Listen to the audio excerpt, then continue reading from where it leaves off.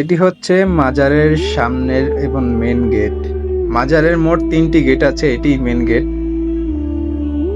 এটি হচ্ছে মাজারের একদম মাঝ বরাবর।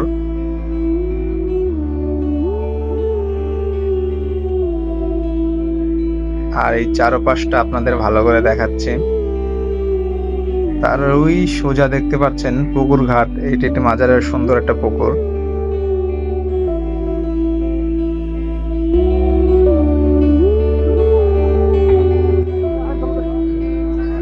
মাজার একটি পবিত্র জায়গা।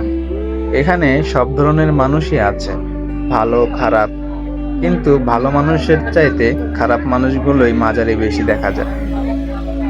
একটা সময় ছিল যখন এই শাহালি মাজারে বিশৃঙ্খলে পরিপূর্ণ ছিল। শৃঙ্খল বলতে কোনো কিছুই ছিল না, মাদকাসক্ত পুরো এরিয়াটা ছিল। বর্তমানে ছাত্রদের আন্দোলনের পর থেকে মাজারটা আল্লাহর রহমতে খুব ভালোই আছে। এখন আর এই সব জায়গায় মাদক ব্যবসা বা কোনো কিছু খারাপ কাজ চলে না, যার জন্য মাজারে এসে আমার কাছেও খুব ভালো ফিল হচ্ছে। এটি হচ্ছে মাজারের সামনের দিকটা। এটি হচ্ছে সুলতান আউলিয়া হযরত শাহ আলী বাগদাদী রাদিয়াল্লাহু মিরপুরের মাজার শরীফ। এটি হচ্ছে মেন মাজার।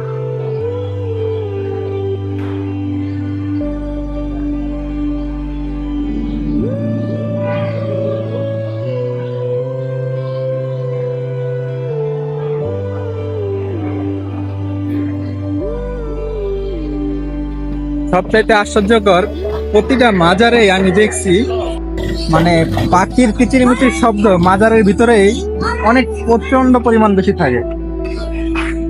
আর এখানে সুবিধা আছে মেয়েদের জন্য আলাদা জিয়ারতের জায়গা। সরকারি লোক আসছে, দেখছে সবকিছু ঠিকঠাক আছে কিনা। একটা সময় খুব বিশৃঙ্খল ছিল এই মাজারটা, আর বর্তমানে ছাত্রদের জন্য সব জায়গায় বিশৃঙ্খল থেকে শৃঙ্খল বজায় রাখার সুযোগ পেয়েছি। ধন্যবাদ ছাত্রদের। কখনো মিরপুর আসলে এই হযরত শাহ আলী মাজারটা ঘুরে যাবেন। এই মাজারটি এই মিরপুরের রত্ন। আর যদি কোনো সমস্যা হয়, সাথেই পুলিশ কন্ট্রোল রুম আছে, অভিযোগ জানাবেন, তারা আপনাকে হেল্প করবে।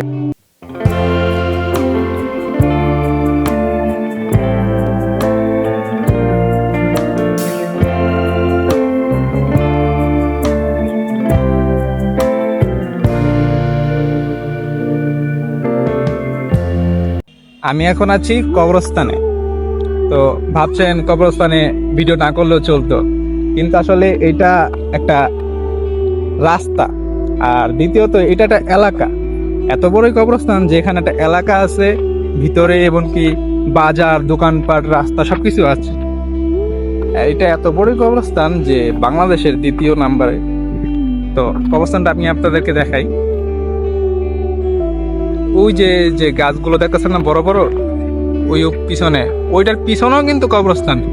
এগুলা কিন্তু কবরস্থানের ভিতরেই, ওইটার পিছনেও কবরস্থান। এমনকি এই যে একটা এলাকা দেখতে পাচ্ছেন, গোটা একটা এলাকা, এই যে গোটা এলাকাটা একটা কবরস্থানের জমির মধ্যে আপাতত বাড়ি করছে। কারণ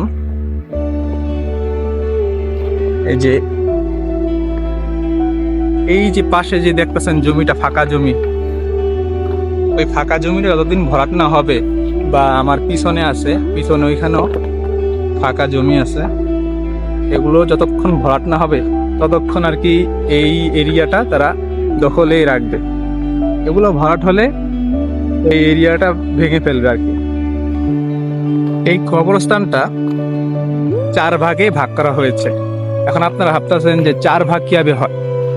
4 ভাগ বলতে, যেমন এই পাশে দেখেন সব পাকা করা, আর এই সাইডে সব কাঁচা। তো এখন বর্তমানে পাকা করা নিষিদ্ধ। আর দ্বিতীয়ত 4 ভাগ বলতে 1 ভাগ হয়েছে পাকা, যেগুলো আগেই ছিল সেগুলো নিষিদ্ধ হয়েছে। দ্বিতীয়, বীর মুক্তিযোদ্ধাদের, যাদের আলাদা একটা এরিয়া আছে। তৃতীয়, যেমন নামি দামি লোক, এমপি, মন্ত্রী বা সিনেমাটিক চলচ্চিত্রের বুঝতেই পারতেছেন আমি কি বলতে চাচ্ছি। জ্ঞানী লোকদের কথা বলছি আর কি, যারা দেশের ভিতরে জ্ঞানী লোক তাদের জন্য একটা আলাদা করে, এমনকি আম পাবলিক আপনি আমি সাধারণ মানুষ তাদের জন্য একটা, মোট 4টা ভাগে ভাগ করা হয়েছে। আপনি যদি মনে করেন সিম্পল বুঝে, আপনি যদি বীর মুক্তিযুদ্ধ হন, আপনার এখানে হবে না জায়গা, আপনাকে সম্মানের সাথে ওইখানে একটা জায়গা আছে পার্সোনালি, ওইখানে আপনাকে দেওয়া হবে, ওটা তাদের এরিয়া। এমনকি আপনি যদি জ্ঞানী লোক বা আপনি নামি দামি চলচ্চিত্রের বা এমপি মন্ত্রী হন, তাহলে আপনাকে ওই শহীদ মিনারের ভিতরে, এখানে একটা শহীদ মিনার আছে আমি আপনাদের দেখাইতেছি, ওই ভিতরে আপনাদের এরিয়া থাকবে। আর আম পাবলিক হলে তো এই যে সবখানে আছে, তবু সিরিয়াল মেনটেন করতে হয়। আসুন, বিশাল কবরস্থান এটা, বলতে পারেন বাংলাদেশের দ্বিতীয়তম। আমি তো প্রথম ভাবতাম যে এটা মনে হয় প্রথম, কিন্তু পর জানতে পারলাম না, এটা প্রথম না, দ্বিতীয়তম কবরস্থান। এত বড় বিশাল, মানে এই মাথা থেকে ওই মাথা দেখাটা অসম্ভব। আমি তো বললাম যে ওই পাশে একটা এলাকা আছে আর কি, ওইটা বললে তো মনে হয় এটাই প্রথম হবে। তারপরও আমি নিশ্চিত বলতে পারতাছি না, কিন্তু আমি এখন আপাতত দ্বিতীয় নাম্বারে আছে এটা, তা দ্বিতীয় নাম্বারে ধরে রাখলাম। এটাও আমাদের মিরপুরের ভিতরেই। এখন যাচ্ছি আমার শহীদ মিনার, চলুন শহীদ মিনারে গিয়ে বাকিরা দেখাচ্ছে।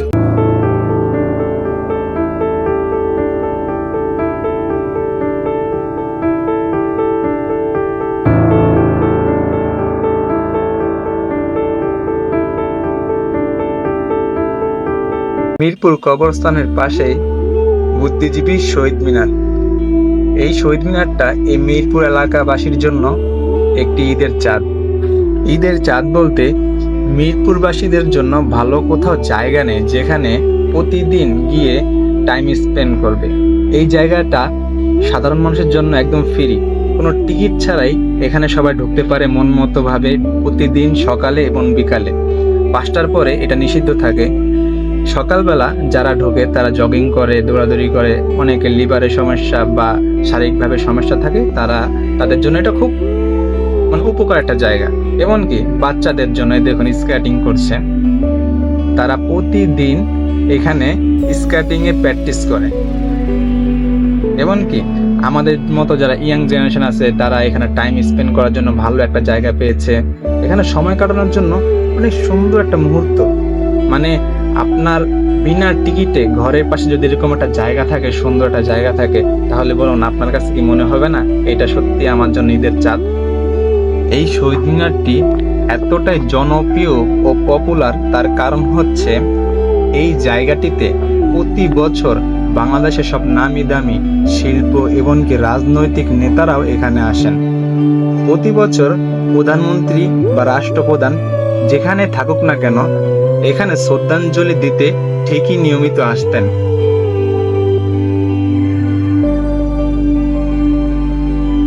আপনি যদি চান ঘোড়া ভাড়া নিয়ে পুরো শহীদ মিনারটা আপনি ঘুরতেও পারেন, এখানে সেই ব্যবস্থাও করা আছে।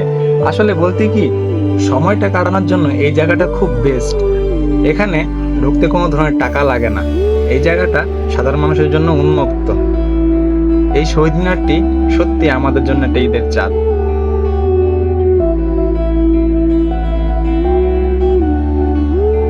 এই শহীদ মিনারের ভিতরে এরকম 2টি পুকুর আছে, আরো সাথে আছে প্রাকৃতিক মনমুগ্ধকর দৃশ্য। এই দৃশ্যর জন্যই এখানে প্রতিদিন প্রতিনিয়ত নাটক বা সিনেমাটিক শুটিং হয় এখানে। হ্যাঁ, এখানে অনেক ধরনের ফিল্ম তৈরি হয়, নাটক তৈরি হয়। এই শহীদ মিনারটি মিরপুরের দর্শনীয় স্থানের মধ্যে একটি সুন্দর ও মনমুগ্ধকর স্থান, যেখানে এসে আপনি খুব আনন্দিত ফিল করবেন। এবার চলে আসলাম বাংলাদেশ জাতীয় চিড়িয়াখানা মিরপুর, ঢাকা। এই চিড়িয়াখানার জন্যই আমাদের মিরপুর অনেক বিখ্যাত। এমন একজন লোক খুঁজে পাওয়া খুব কষ্টের, যে কিনা জীবনে একবার হলেও চিড়িয়াখানা আসতে চাইবে না। কার না চিড়িয়াখানা ভালো লাগে? তাই টিকিট কেটে চলে আসলাম আমাদের বাংলাদেশের মিরপুর চিড়িয়াখানায় আপনাদের দেখানোর জন্য।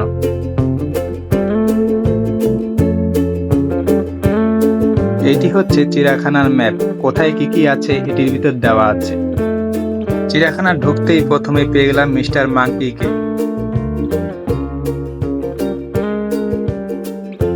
বাদরটা যেরকমটা করছে, ও আমার থেকে ক্যামেরা চাচ্ছে, ও হয়তো ভিডিও করতে চায়। বাদর দেখা শেষ করে চলে আসলাম বাঘ মামার কাছে। বাঘ মামা তো এদিক আর ওদিক চলাফেরা করে কি যেন চিন্তা করছে।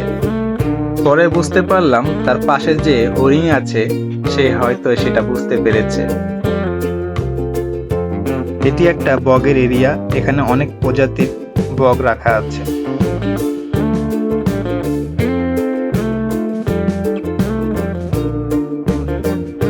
চিড়িয়াখানার আরো দর্শনীয় স্থানের মধ্যে এই ঝিলটি খুব বিখ্যাত, কারণ হাজারো পশু প্রাণীর মাঝখানে এই ঝিলটির জন্য মানুষের আকর্ষণ আরো বাড়িয়ে তুলেছে। মনমুগ্ধকর ঝিলটির সাথেই আছে একটি সুন্দর গার্ডেন, যেটি চিড়িয়াখানার পাশে অবস্থিত। এবার চলে আসলাম সাপ দেখতে। অজগর সাপ কি সুন্দরভাবে তাকিয়ে আছে, তাই না? আসলে এখানে সাপ দেখাটা খুব কষ্টের হয়ে যায়, গ্লাসের ভিতর দিয়ে দেখাটা খুব ঝামেলা। অনেক বড় একটি সাপ দূরে, এই যে দেখুন, গ্লাসের ভিতর দিয়ে দেখতে গেলে খুব কষ্ট হয়ে যায়, মানে চোখেই পড়ে না এটা কোন জাতের সাপ। কখনো মন খারাপ থাকলে অবশ্যই চিড়িয়াখানা চলে আসবেন। এখানে অনেক প্রজাতির প্রাণী পশু দেখলে আপনার মনটা সত্যি খুব ভালো হয়ে যাবে। আমারও মনটা খুব ভালো হয়ে গেল। আসলে পৃথিবীটা কত সুন্দর, তাই না? মিরপুরের ভিতরে চিড়িয়াখানাটি দর্শনীয় স্থানের মধ্যে সুন্দর একটি স্থান, সত্যি মন মুগ্ধকর একটি স্থান।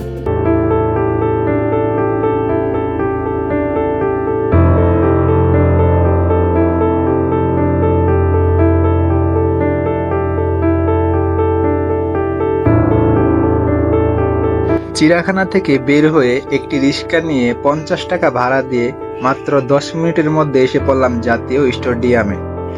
আর যদি আপনি বাসে আসেন 10 টাকা ভাড়াই যথেষ্ট।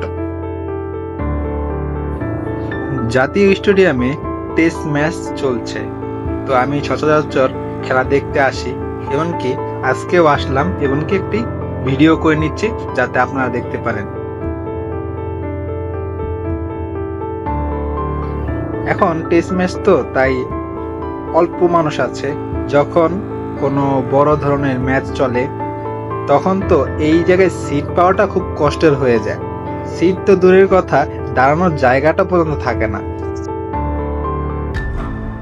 রাতের বেলা যখন স্টেডিয়ামে প্রতিটা লাইট জ্বালিয়ে দেয় তখন স্টেডিয়ামটা দূর থেকে এতটা পর্যন্ত সুন্দর লাগে যে মন মুগ্ধকর একটা দৃশ্য হয়ে দাঁড়ায়।